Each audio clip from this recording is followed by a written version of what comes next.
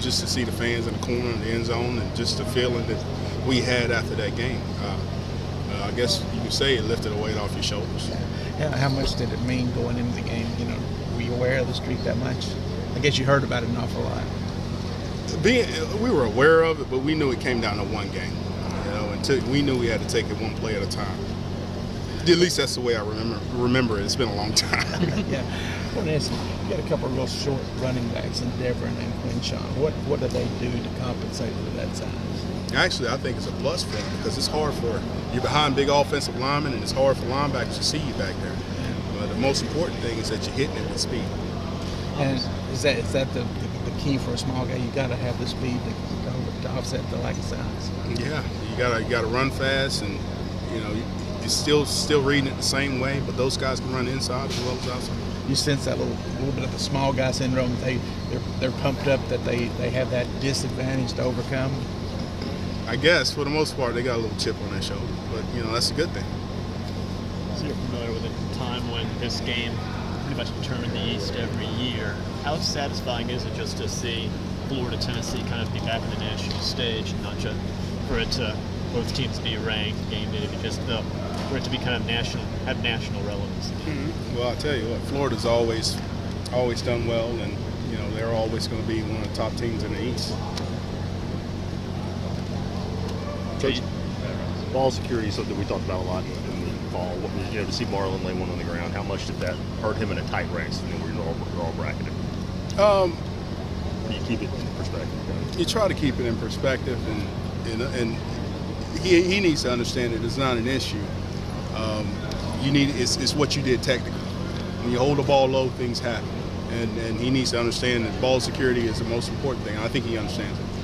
Just overall, how did you think the three guys did? I mean, do you feel like there's pressure when they're bracketed like that for three? Like I got to do something every carry, or are they able to go out and just play? More than pressure, I think it's competition. You know, and I think it's helping them, and they're competitive guys, and I think that ups their intensity and ups their game.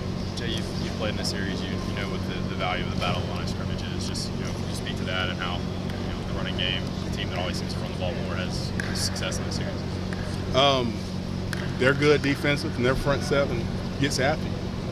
They're going to get the backfield, tackles for loss. The thing for us is running vertical and running hard, and being efficient in the run game. That's the key to it. But like you said, it's all and most games are won in the SEC by the team that rushes for more yards.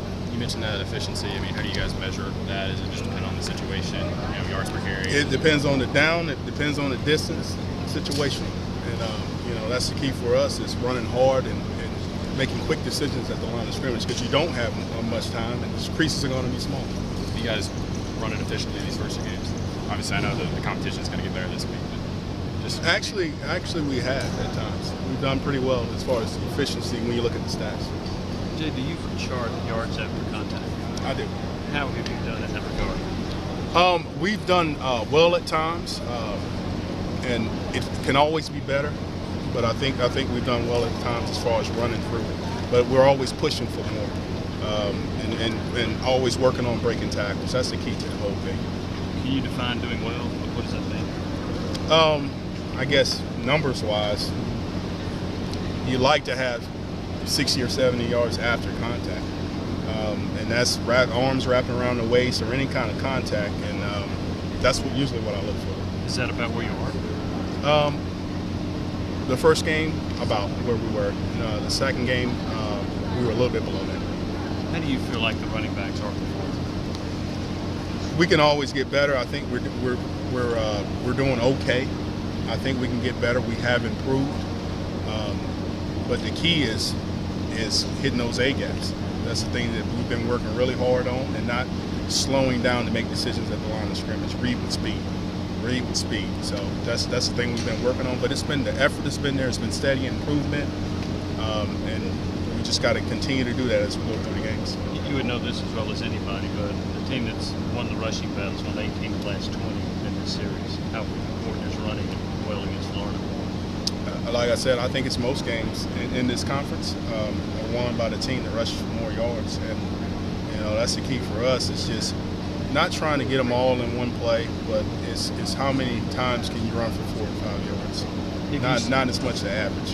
Have you seen things in the first 2 games that make you confident that you'll have success running it against Florida? The things that I've seen is on certain plays, I've seen what the best of what we can do. So I tell them, hey, this is what I'm holding. This is a standard that I'm holding you to. So try to be that guy you were on that play on a more consistent basis. Is that stat who outrushes the other team or in this series is it any less important than Tennessee is a high-paced, pass-first offense? I mean, traditionally in the past, Tennessee's probably been run-first and a little bit slower pace, but this year it's kind of ditch the huddle and pass first. Is it any less important to outrun the other team? It's always important. Yeah. I think it's always important to outrush your other team, even when you get ahead. Yeah. You know, if you want to stay ahead and don't want to leave your defense out on the field, you got to be able to manage your runs. Do you see using 3 running backs again, the 3-man rotation, or are you trying to whittle that down to 2, or what are your thoughts on that? I think we're still at a 3-man rotation. I'm not sure as far as who's going to get more reps than the other. It just depends on the field that we have as we go through the game. Talk a little bit about Florida's front 7 and what a challenge that would pose. It's a big challenge. They're going to be in the backfield. They got a defensive front that will get after you. They're fast, explosive. The key to it is when you see a hole, you better take it, because it may not be there if you hesitate. Do they play you mostly straight up, or do they do a lot of stunting and stemming? You know, they kind of play you straight up, and it kind of looks like stunting and stemming sometimes because they're moving so fast. Coach, who do you feel like is the best in short yardage right now? Have you got a specialist, or is it still just going to be like kind of what you've seen in the game that day? It's kind of hard because when you're going fast, there's not going to be a lot of substitutions. Rajon and Marlon have done a lot of the short yardage runs for us, and that's probably what we'll stick with. How does that impact you, like as your substitutions, the up tempo? I mean, you got to think, who before the, who down the distance, like who might be better in this situation. I mean, the guy might be in for the whole series. Yeah, you got to think on second down. Who do you want in for 3rd and short? Because you may go fast pace again. You can't substitute. Wow, I so didn't even really thought about that's that. the way you got to think about it. Who's your best running back in pass protection?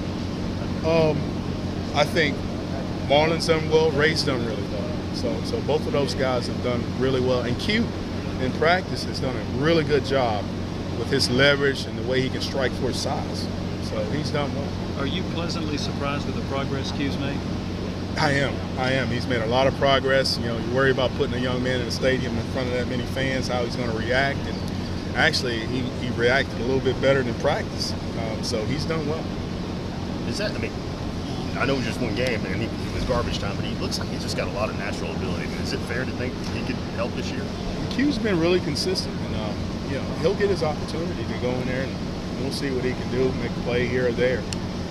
He's getting better as far as his understanding of the offense, which affects him, because you can't fast pace and all that. You can't just leave him out there. But he's done a good job.